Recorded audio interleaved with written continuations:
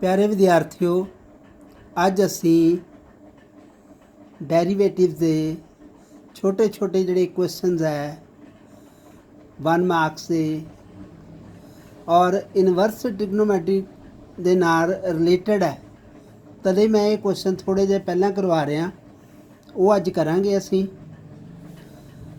आओ देखिए, first sum है if y is equal to sine bracket sine inverse x plus cos inverse x y ये है, x belonging to close interval -1 to 1, then find d y over d x. Means तुसी इहदा derivative find करना।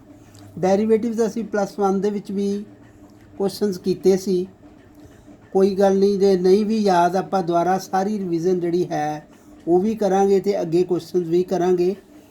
साडे कोल है y is equal to sine inverse x plus cos inverse x. तुसी inverse trigonometric function दे विच देखिया sine inverse x plus cos inverse x का एक फार्मूला सी, की हुंदा सी sine inverse x plus cos inverse x is equal to π/2। तो ये बन गया साडे को y जिहड़ा बन गया साइन π/2, क्योंकि ये सारा π/2 मीन 90 डिग्री। साइन 90 की वैल्यू कितनी हुंदी है 1। हले सिर्फ सिंपलीफाई किया, डेरीवेटिव नहीं किया। असी यूज़ किया sine inverse x plus cos inverse x π/2 और साइन π/2 हुंदा 1, y इज इक्वल टू 1 आ गया। हुण असी डेरीवेटिव करांगे differentiating both sides with respect to x. जो डेरीवेटिव किया d y over d x, y का derivative d y d x, और कॉन्सटेंट 1 कॉन्सटेंट है और कॉन्सटेंट का डेरीवेटिव 0 हुंदा, इस करके जिहड़ा डी वाई डी एक्स कितना हो गया 0। इस तरह जिहड़ा है इसका पूरे का डेरीवेटिव कितना आ गया 0। 1 कॉन्सटेंट है, कॉन्सटेंट का डेरीवेटिव 0 हो गया। तो पहला असी इनू सिंपलीफाई करके उस तो बाद डेरीवेटिव किया।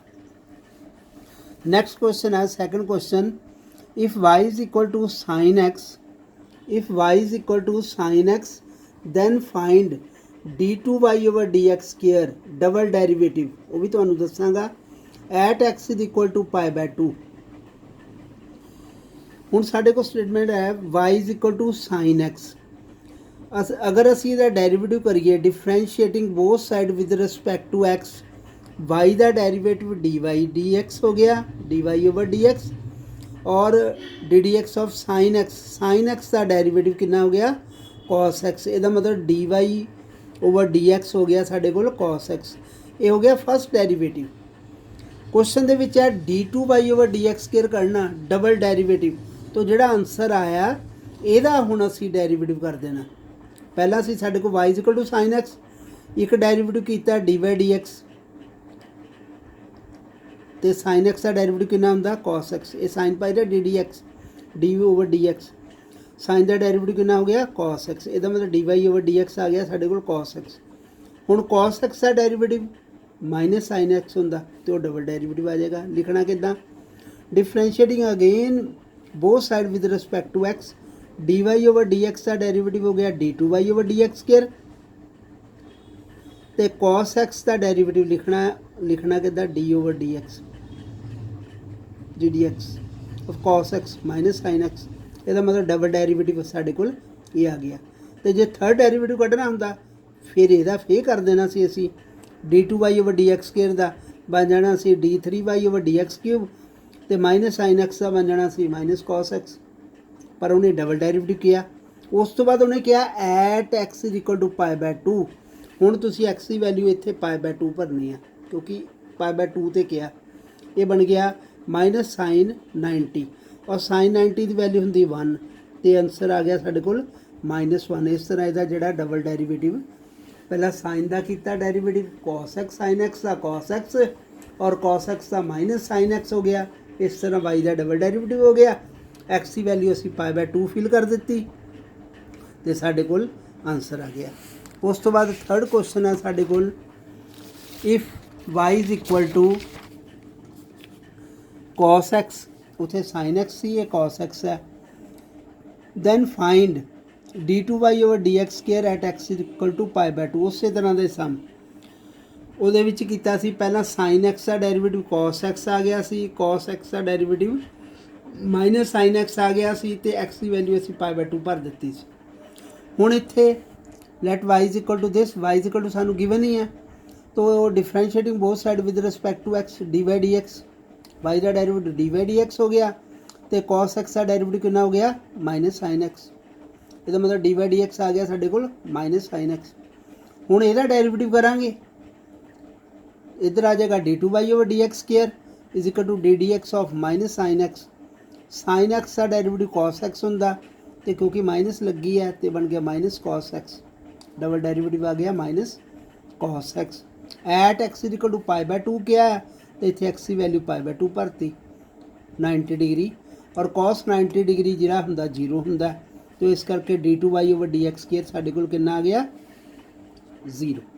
समझ गए, पहला साइन एक्स वाला सी फिर कॉस एक्स वाला आया। हुण है tan x, if y is equal to tan x then find y2 ਜਿਹੜਾ ਹੁੰਦਾ ਨਾ ਬੇਟਾ d2y ਓਵਰ dx ਸਕੁਅਰ ਨੂੰ ਕਹਿੰਦੇ ਆ। ਜੇ y1 ਲਿਖਿਆ ਹੁੰਦਾ ਤੇ ਉਹ dy ਓਵਰ dx ਹੋਣਾ ਸੀ ਫਸਟ ਡੈਰੀਵੇਟਿਵ, y2 ਮਤਲਬ ਸੈਕੰਡ ਡੈਰੀਵੇਟਿਵ, ਦੋ ਵਾਰੀ ਕਰਨਾ ਡੈਰੀਵੇਟਿਵ।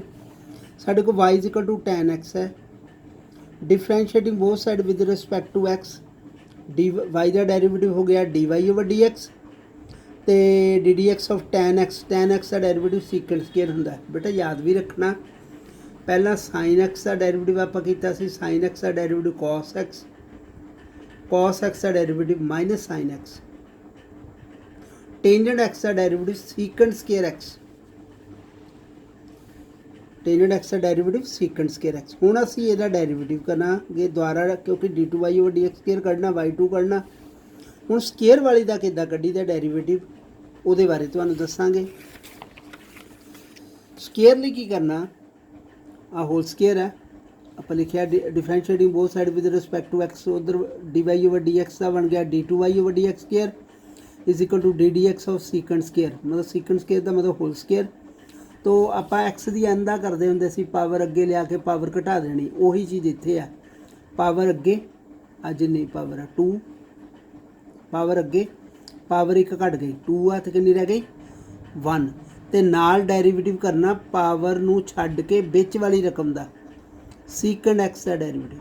दोबारा फिर देखो, सीकेंट स्केयर का कढ़ना सी आपां डेरीवेटिव, सीकेंट स्केयर का मतलब सीकेंट एक्स का होल स्केयर, तो डेरीवेटिव किया पावर अगे आ गई, पावर एक घट गई 2 की जगह 1 रह गई, फिर पावर नूं छड्ड के विच वाली का डेरीवेटिव विच की है सीकेंट एक्स, और सीकेंट एक्स का डेरीवेटिव का फार्मूला है सीकेंट एक्स टेनेड एक्स। याद रखना formula derivative of secant x tan x. तो इन्हूं मल्टीप्लाई करांगे तो तुहाडे कोल आंसर आ जाएगा 2 secant into secant square tan x. Simple sum सी, पहला टेनेड एक्स का डेरीवेटिव किया सीकेंट स्केयर एक्स, और सीकेंट स्केयर का डेरीवेटिव करने वेले पावर अगे पावर घट गई तो बिच वाले का डेरीवेटिव, उहदे नाल साडे कोल आंसर आ गया। नाल उहने कहा at x is equal to 0, question दे विच कहा सी at x is equal to 0 ते करना डबल डेरीवेटिव। हुण डबल डेरीवेटिव आपां कढ लिया तो एक्स की जगह तो 0 फिल कर दिंदे आ, at x is equal to 0, y2 is equal to बन गया 2 सीकेंट स्केयर 0 tan 0, सीकेंट 0 हुंदा 1, तुहानूं पता है टेबल आपां 10th क्लास च कीते सी, +1 च भी कीते। टेनेड 0 और 0 नाल मल्टीप्लाई होके सारा आंसर जिहड़ा है 0, इहदा मतलब डबल डेरीवेटिव कितना हो गया 0। नैक्सट क्वेश्चन है find the derivative of secant inverse x plus cosecant inverse x, इहदा डेरीवेटिव करना। तो आपां नाम रख लिया इहदा y, let y is equal to secant inverse x plus cosecant inverse x. याद करो इनवर्स ट्रिग्नोमेट्री कितना हुंदा है π/2, जिदा sine inverse x plus cos inverse x π/2, tan inverse x plus cot inverse x π/2, secant inverse x plus cosecant inverse π/2, इसका मतलब y भी कितना बन गया π/2, सारा π/2 सिंपलीफाई होके आ गया। हुण इहदा डेरीवेटिव करना, y का derivative d y d x तो यदा d d x of π/2 constant है, और कॉन्सटेंट का डेरीवेटिव कितना हुंदा 0, इसका मतलब डी वाई डी एक्स कितना आ गया साडे कोल 0। बहुत सौखा सी सम। और है next question, find the derivative of 2x + 1 raise to power 3। ਆਪਾਂ ਇਹਦਾ ਨਾਮ ਜਦੋਂ ਕੋਈ ਨਾਮ ਦਿੱਤਾ ਹੋਵੇ ਆਪ ਲਿਖ ਲੈਣਾ, let y is equal to, let y ਦਿੱਤਾ ਨਹੀਂ ਸੀ ਨਾ, क्वेश्चन लिखा कि ਇਹਦਾ ਡੈਰੀਵੇਟਿਵ ਕੱਢੋ, ਤੁਸੀਂ ਇਹਦਾ ਨਾਮ ਰੱਖ ਲਿਆ। Differentiating both side with respect to x, dy dx is equal to d d x of 2x + 1 का क्यूब, ਇਹਦਾ ਡੈਰੀਵੇਟਿਵ करना। तो रूल के हिसाब नाल जे पावर वाला होवे, पावर अगे पावर एक घट गई, पावर नूं छड्ड के विच वाले का डैरीवेटिव, पावर नूं छड्ड के विच वाले का डैरीवेटिव नाल करना। पावर अगे पावर एक घट गई, पावर नूं छड्ड के विच वाले का डैरीवेटिव, आ तो उद्दे लिखा गया। हुण इहदा डैरीवेटिव 2x का 2x का डैरीवेटिव 1 हुंदा ते 1 का कॉन्सटेंट का डैरीवेटिव कितना हुंदा 0, क्योंकि 2x + 1 ना 2 तो उदा ही, x का डैरीवेटिव 1 + 1 कॉन्सटेंट है, कॉन्सटेंट का डैरीवेटिव 0, तो बन गया 2 3 दा 6, 2x + 1 होल स्केयर। तो ये डेरिवेटिव हो गया। नेक्स्ट हैगा find the derivative of sin x square. sin x square का डेरिवेटिव करना, let y is equal to sin x square. हुण जे तां हुंदा कल्ला sin x तो तुसीं कह देना sin x का डेरिवेटिव की हुंदा cos x, तुसीं सिंपल लिख देना सी differentiating both side with respect to x, dy dx is equal to d d x of sin x, जे x हुंदा तो तुसीं cos x लिख देना सी, सम खत्म। पर इत्थे एंगल होर आ, जो इत्थे कोई एंगल होर होवे, x तो इलावा कोई होर है, x³ है, x4 आ या 2x + 1 है, एंगल आ एंगल है, तो पहला की करना sin x जो भी आ, साइन वाला फार्मूला, sin x का डेरिवेटिव कितना हुंदा cos x, ते sin x स्केयर का cos x स्केयर, मुड़ के x स्केयर का नाल डेरिवेटिव करना, जो भी एंगल है वह अलग करना, फार्मूला उदा ही अप्लाई करके तो मुड़ के एंगल का डेरिवेटिव जो भी ये नाल लगा है, x स्केयर का डेरिवेटिव, x स्केयर का डेरिवेटिव तुहानूं पता पावर अगे आ जानी, पावर घट जानी, x की n वाला की हुंदा n x की n - 1, 2 अगे तो x की 2 का x की 1 बन जाना, जे x³ हुंदा तो 3x स्केयर बन जाना सी। हुण sin x स्केयर का डेरिवेटिव बन गया cos x स्केयर और x स्केयर का आ गया 2x। कई बच्चे की करते इन्हों मल्टीप्लाई कर देंगे, वो गलत हो जाता है, एंगल ना नहीं मल्टीप्लाई होंदा कभी, ये 2x अगे लिखना पैना। तो dy dx आ गया साढ़े को 2x cos x स्केयर। तो इस तरह बच्चों ये डेरीवेटिव के छोटे छोटे जोड़े सीगे क्वेश्चन मैं करवाए है तुहानूं, मैनूं आस है तुहानूं समझ आ गई होएगी। प्रैक्टिस करो, असी आने वाले दिनों के विच होर क्वेश्चन जोड़े है डेरीवेटिव्स दे करांगे, और नाल नाल जिहड़ा है पिछले चैप्टर दी, बार बार इस गल नूं मैं हर लैक्चर दे विच कहना कि पिछले चैप्टर दी दोहराई और पिछले चैप्टर नूं याद रखना ये बहुत जरूरी है। अगे अगे चलते जाइए और पिछला भुलते जावांगे तो असी कुछ भी नहीं खटांगे। तो पुराने जिहड़े चैप्टर असी पिछले कीते है उन्हां नूं दी भी नाल नाल रिविज़न करते जाना, जदों तुहाडे कोल टाइम मिलता है मैं भी करवावांगा, तो अगे भी चलांगे और पिछले भी चैप्टर जिहड़े है दोहराई करते जावांगे। Thank you.